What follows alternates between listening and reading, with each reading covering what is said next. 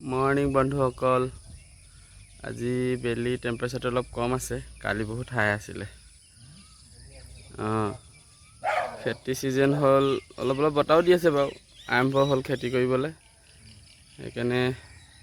অকমান কঠীয়া নিতলি ঠিক কৰিছো চাব প্ৰথমতে খুব বৰষুণ দিলে এইকেইদিনতে বৰষুণ নাই কি হয় হলেও কঠীয়াটো পাৰিবই লাগিব ঘৰৰ ভাত খাবলৈ হলে তাকে অলপ সফা কৰি দিওঁ জাবৰ বহুত হৈছে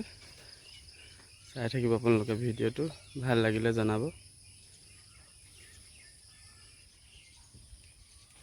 এই কলপাত অলপ হৈ গ'ল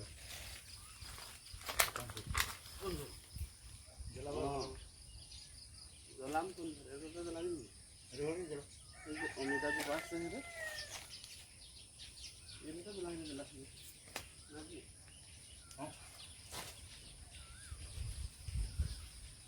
যাব